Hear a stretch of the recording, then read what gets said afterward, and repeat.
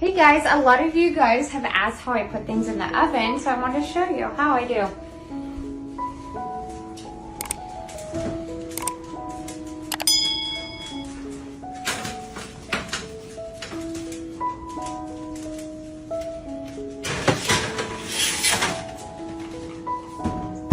And that's it.